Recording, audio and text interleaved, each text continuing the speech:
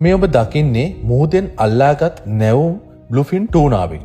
මෙහිදී එක් විශේෂිත දෙයක් තමයි මස් රසවත් වෙන්නේ එය ඉක්මනින්ම බෙදූ තරමට.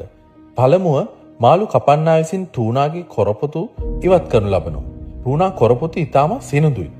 එම නිසා මාළු වලට හානි නොවන අන්දමින් මේ සිදු කරගත යුතුයි. එසේ නොවුනහොත් මාළු වල සමස්ත වටිනාකම සැලකිය යුතු ලෙසින් අඩු වී යනවා. ඉතා දක්ෂ මාළු කපන්නන් තම පිහියෙන් මාළුවාගේ ශරීරය ඉතාමත් මුදු ලෙස කපා දමනවා. ඊළඟට වලිගය සහ හිසද වෙන් කරනවා. මෙම මෙහෙයුම මාළු කපන්නාගේ දක්ෂතාවය පරීක්ෂා කිරීම පමණක් නොව එයට ඉතා දියුණු පිහිද අවශ්‍ය වෙනවා. පුද්ගලික වෘත්තීය පිහි කට්ටලයක් ඩොලර් ලක්ෂ ගණනක් වටිනා බවයි පැවසෙන්නේ. ටූනාගේ උදරය යනු වටිනාම කොටසයි.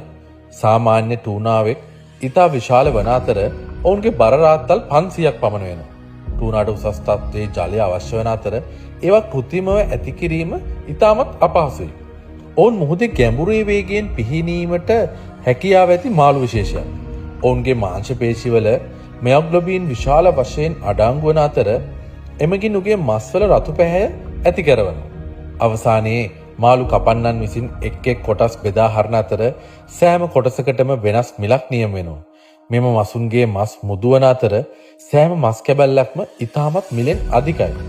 ඒව සැකසීමෙන් පසු ටූනා මස් ඉහළ මට්ටමේ අවන්හල් වෙත යවනු ලබනවා. පාරිභෝගිකයන්ටද ඔවුන්ගේ මනාපයන් අනුව ඒව තෝරාගත හැකියි. ඉතින් මිතුරුනි, ඔබ ටූනා මාළු කැබැල්ලක් රස විඳ තිබෙනවද?